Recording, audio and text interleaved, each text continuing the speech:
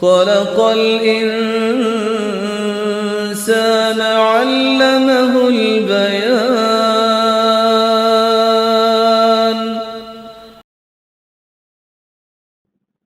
نحمده ونصلي على رسوله الكريم، أما بعد، فأعوذ بالله من الشيطان الرجيم. بسم الله الرحمن الرحيم. رب اشرح لي صدري ويسر لي أمري واحلل عقدة من لساني يفقهوا قولي. ترجمہ: یا ایھا الذین آمنوا، اے لوگو جو ایمان لائے ہو، اطیعوا اللہ، اطاعت کرو اللہ کی، وَأَطِیعُوا الرَّسُولَ، اور اطاعت کرو رسول کی، وَأُولِي الْأَمْرِ، اور صاحب امر کی،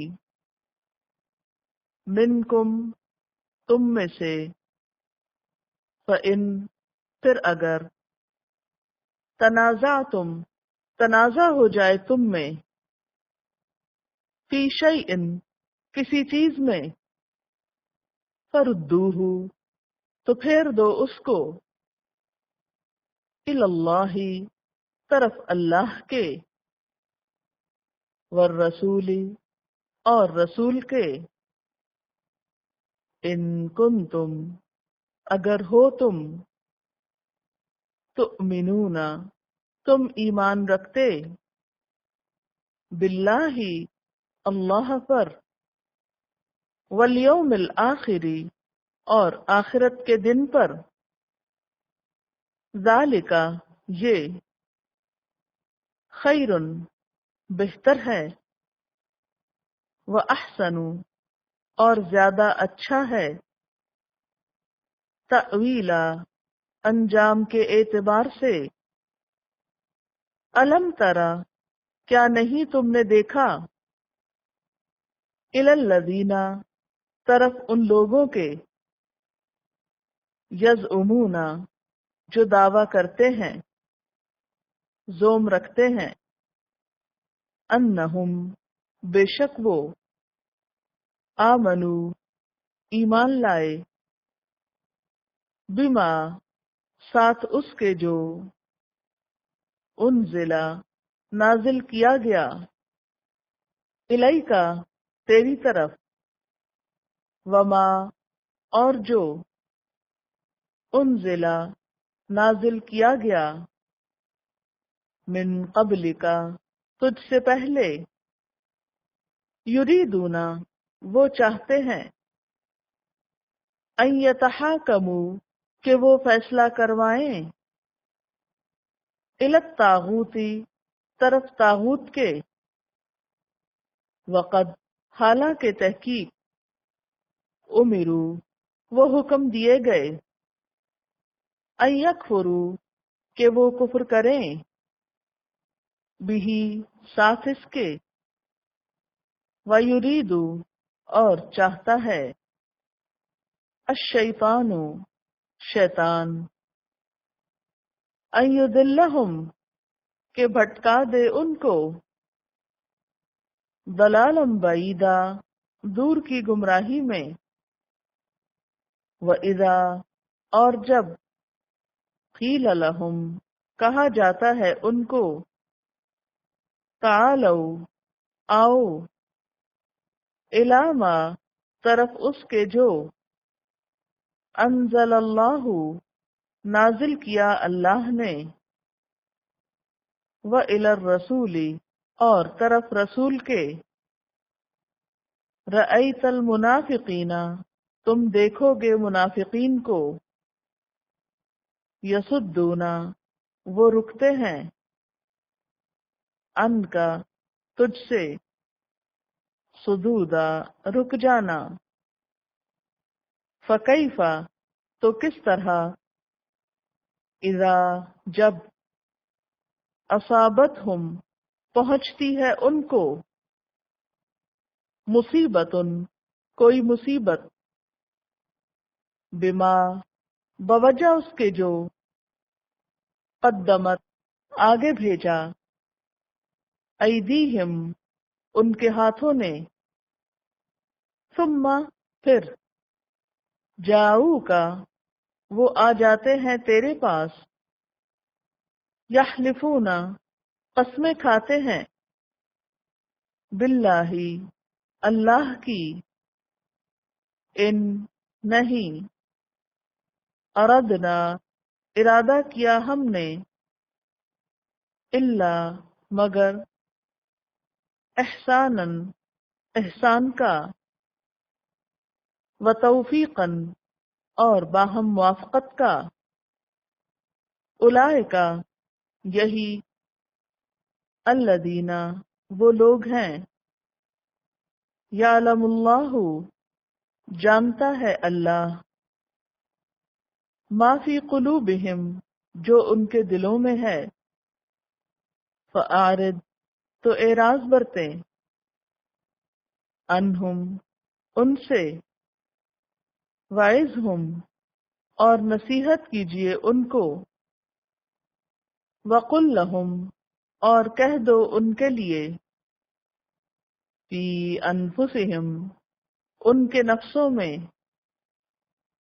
قولاً بات، بلیغاً پہنچنے والی،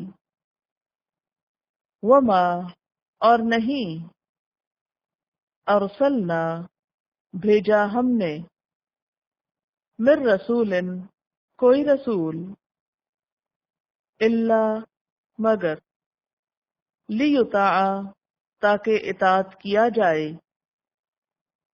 باذن اللہ ساتھ اللہ کے اذن کے، ولو اور اگر، انہم بے شک وہ، اذ ظلموا جب انہوں نے ظلم کیا، انفسہم اپنے نفسوں پر، جاؤ کا آ جائیں تیرے پاس، فاستغفروا پھر بخشش مانگے، اللہ اللہ سے، واستغفر لہم اور بخشش مانگے ان کے لیے، الرسول رسول، لوجد اللہ البتہ وہ پاتے اللہ کو، تواباً توبہ قبول کرنے والا،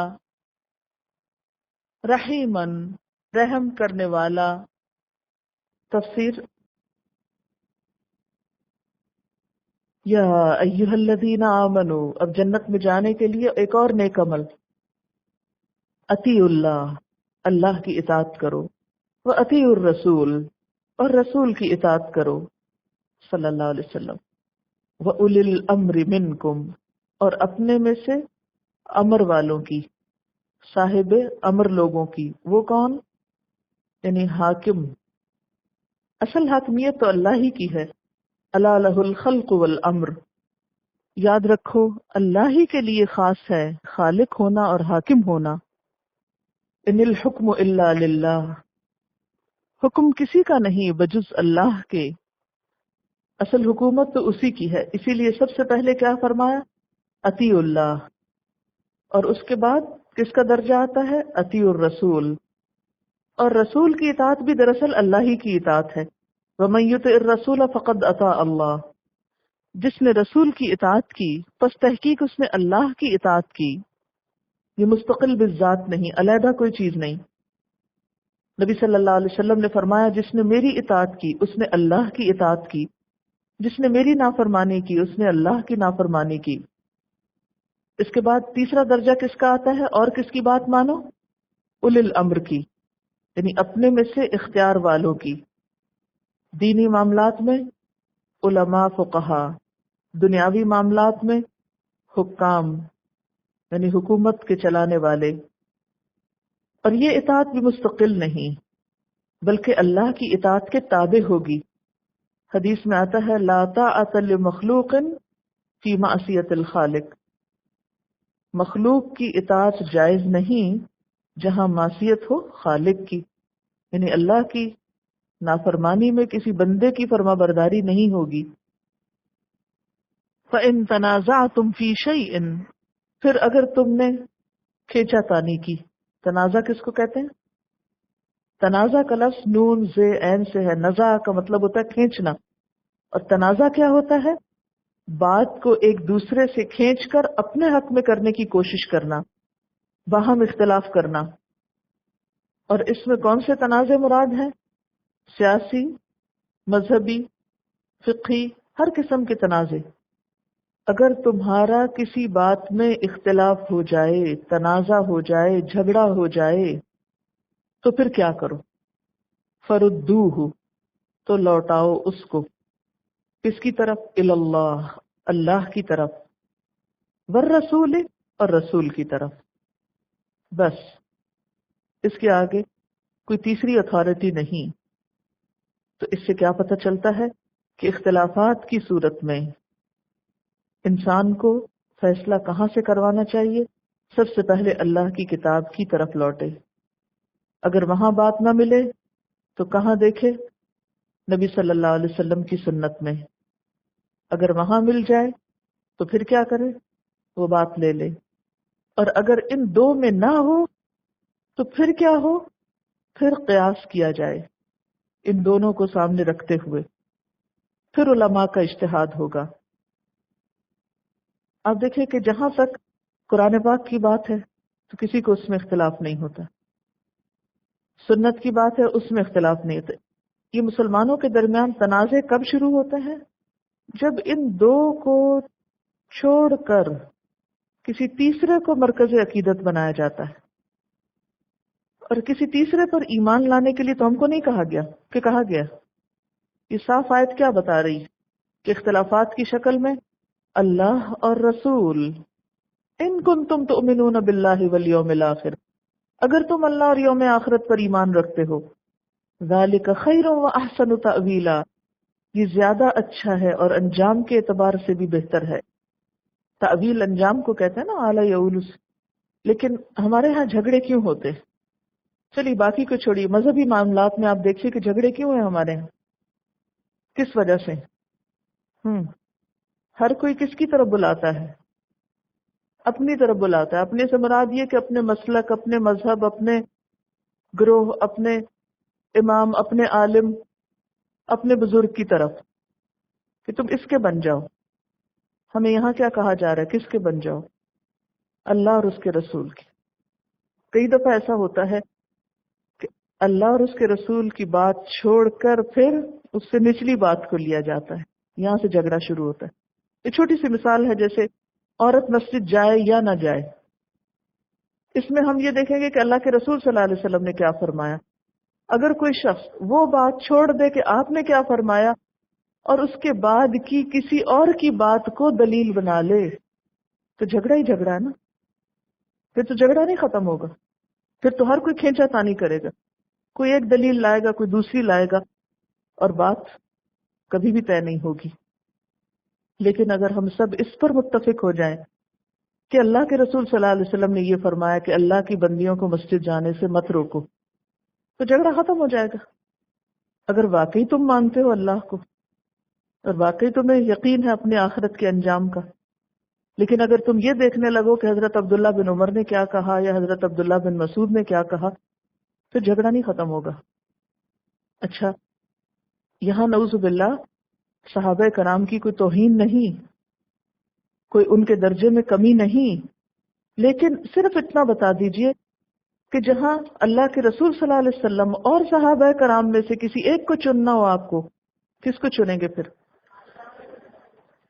چاہے دو صحابہ ہو ایک طرف، پھر بھی چاہے پوری امت ہو، چاہے پوری امت ہو ایک طرف، اور دوسری طرف اگر اللہ کے رسول صلی اللہ علیہ وسلم کی بات ہے تو ہمارے ایمان کا کیا تقاضا ہے کہ اللہ کے رسول صلی اللہ علیہ وسلم کی بات کو لے کر جھگڑا ختم کر دیا جائے. لیکن جب ہم اس پہ نہیں مطمئن رہتے پھر بھی پوچھتے ہیں. اچھا، جب کسی کو بسا اوقات بتایا جاتا ہے نا کہ یہ بات اللہ کے رسول صلی اللہ علیہ وسلم فرمائی، تو لوگ کہتے ہیں اچھا پھر ہمارے امام نے کیا کہا اس پر. تو پھر جب ہمارے امام نے یہ کہا اور تمہارے نے یہ کہا اور اس کے نے یہ کہا، تو پھر تو ایک لمبے بحث چھڑ گئی. لوگوں کی سوچ اسی سے منتشر ہو گئی. اور اگر دین کو سمپل رہنے دیا جاتا، جیسے صحابہ کرام سنتے تھے، جیسے ان کو سمجھ آتا، عمل کر لیتے تھے. یہ نہیں کہ اچھا تمہیں یہ سمجھ آئی اور اس بنیاد پر آپس میں جھگڑے شروع کر دیں. چلے اگر اتنا بھی ہو کہ ایک کو ایک طرح سمجھ میں آئی دوسرے کو دوسری طرح اور دونوں اسی پر متفق ہیں کہ اللہ کے رسول صلی اللہ علیہ وسلم ہی کی بات کو ہم لے رہے ہیں، تب بھی کوئی بات نہیں. اگر تھوڑا بہت طریقہ فرق ہو جائے گا تو اس سے کوئی قیامت نہیں آ جائے گی، ایز لانگ ایز ایک دوسرے کو برا نہ کہے کہ میں نے زیادہ اچھا سمجھا اور تم نے غلط سمجھا. پھر ہمیں یہ حق نہیں. آج مشکل یہ ہوئی ہے کہ ہم نے اپنی رائے کو تو صحیح سمجھا اور دوسرے کو بلیم کرنا شروع کر دیا کہ تم غلط ہو، اور اس چیز نے دین کا صفایا کر کے رکھ دیا. لوگ جب یہ دیکھتے ہیں کہ ایک کچھ کہتا ہے دوسرا کچھ کہتا ہے، پھر دین کیا ہے؟ چھوڑو پتہ نہیں کون سا صحیح، کیونکہ ہر ایک دوسرے کو غلط کہہ رہا ہے اس لیے سب غلط ہے، کیونکہ اس نے اس کو غلط ثابت کر دیا، اس نے اس کو غلط کہہ دیا، لہٰذا یہ دونوں ہی غلط اور میں چلوں. وہ پھر اپنی خواہشات کے پیچھے چل پڑتا ہے. مسجد اللہ کا گھر ہے، اگر کوئی اللہ کی خاطر کسی بھی مسجد میں قدم رکھ رہا ہے تو اس کو کیوں روکتے ہو؟ اللہ کے گھروں سے تو کسی کو نہیں روکنا چاہیے. یہ کام تو کسی اور کا تھا. کس نے روکا تھا اللہ کے گھروں سے؟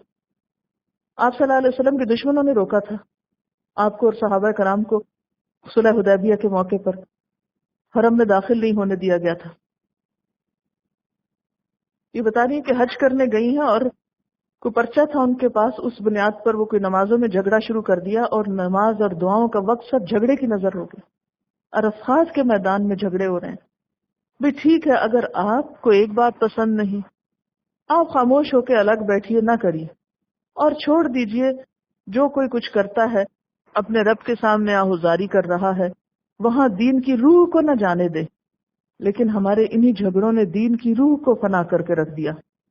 یعنی اگر آپ کسی ایک مسلک پر ہیں تو رہیے، کوئی نہیں آپ کو کچھ کہتا، لیکن آپ دوسرے کو تو جینے دیں. وہ جو کر رہا ہے اس کو تو کرنے دیں. صحابہ کرام میں بھی اختلاف تھا آپس میں مختلف امور پر، لیکن وہ ہر ایک اپنے طریقے پہ کام کر رہا تھا. کوئی کسی کو مسجد سے نہیں نکالتا تھا.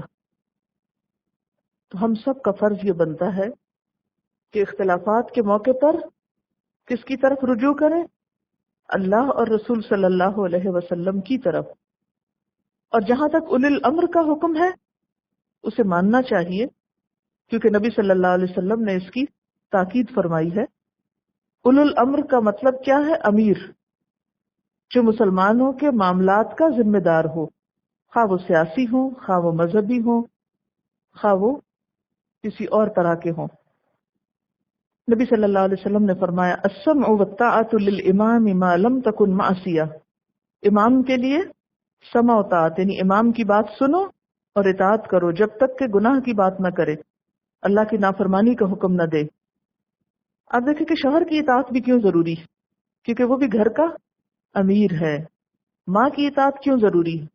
کیونکہ وہ بچوں کی امیر ہے، یعنی امیر کے قائم مقام ہے. ماں تو ماں ہے لیکن امیر کے قائم مقام ہے. اسی طرح مثلا آپ اپنے استاد کی بات کیوں مانیں؟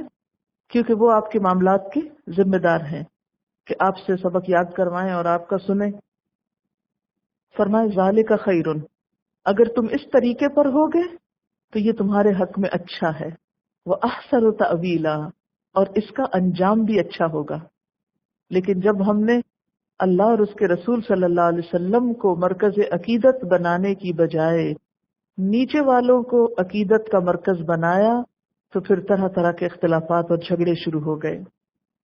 تأویل کا لفظ اعلی یعول سے ہے، کسی چیز کی طرف لوٹنا، رجوع کرنا.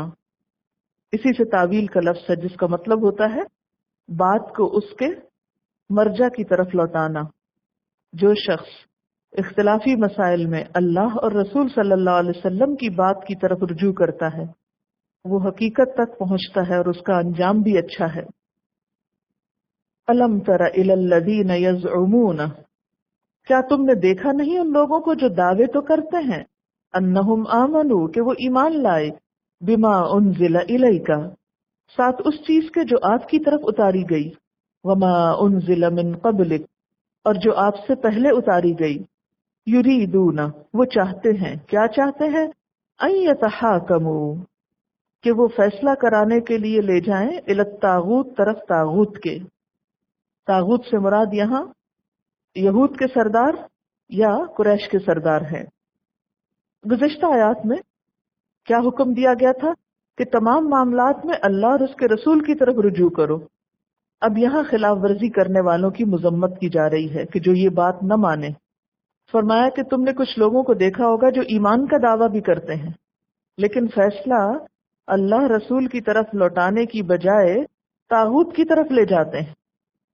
وقد امروا، حالانکہ وہ حکم دیے گئے تھے کس بات کا؟ ان یکفروا بہ، کہ وہ اس کا انکار کریں، یعنی انہیں طاغوت کے انکار کا حکم دیا گیا تھا۔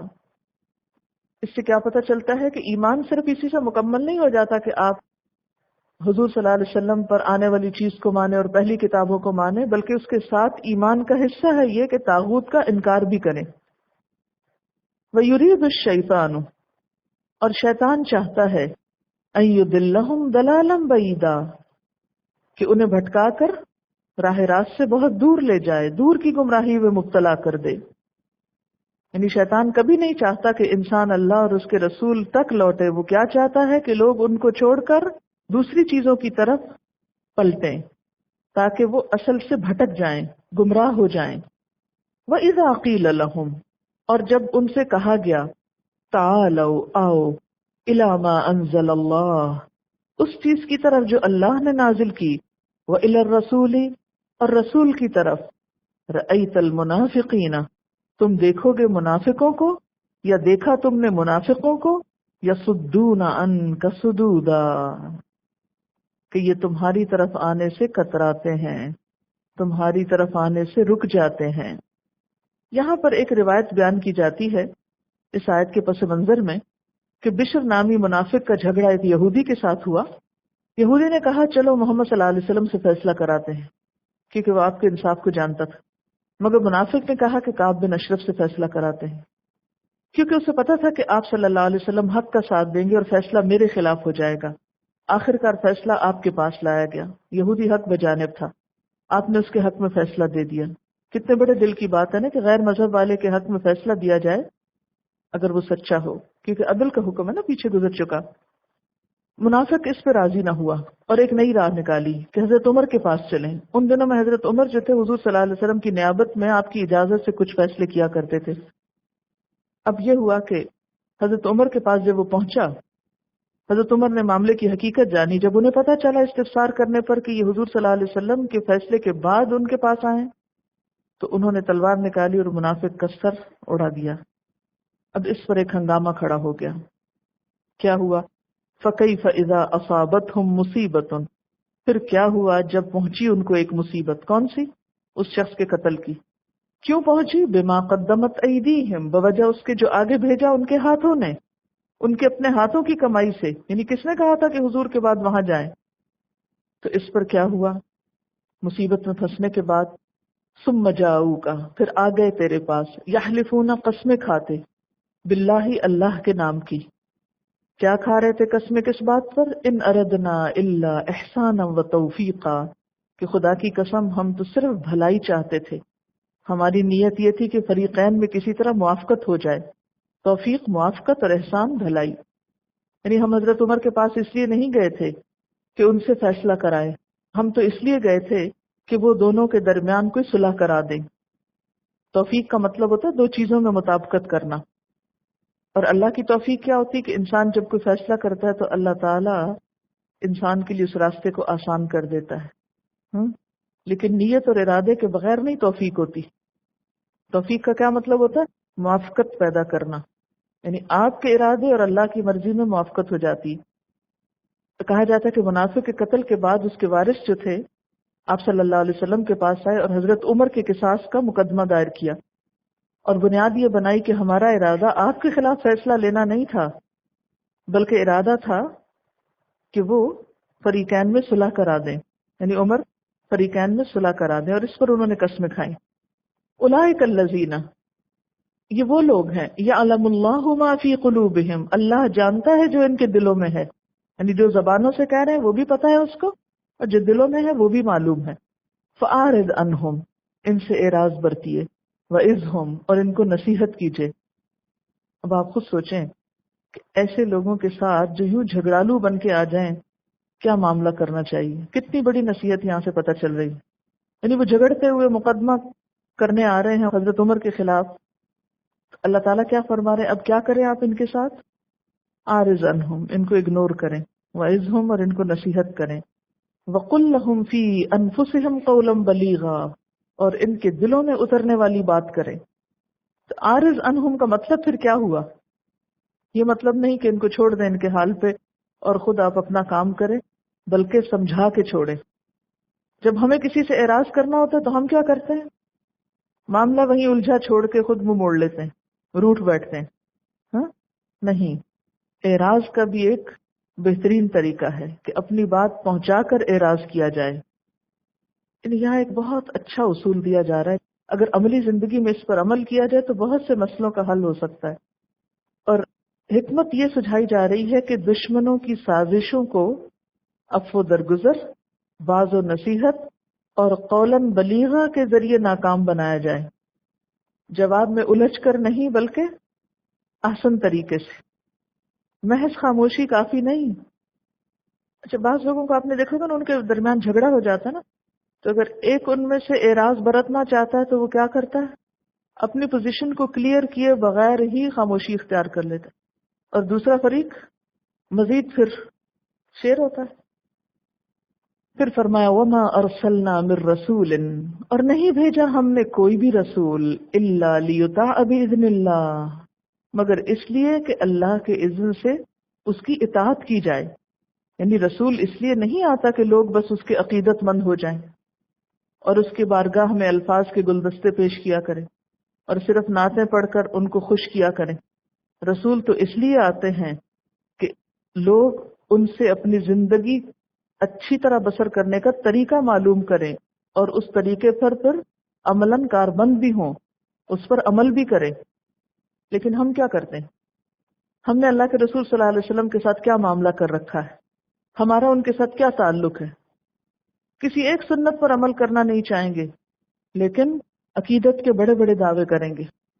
تو اللہ تعالیٰ کیا فرما رہے ہیں کہ ہم نے رسول کو اس لیے نہیں بھیجا کہ لوگ اس کی شان میں خراج عقیدت پیش کرتے رہیں، اس لیے بھیجا ہے کہ ان کی بات مانا کریں، ان کی اطاعت کریں، ان کی سنت پر چلیں.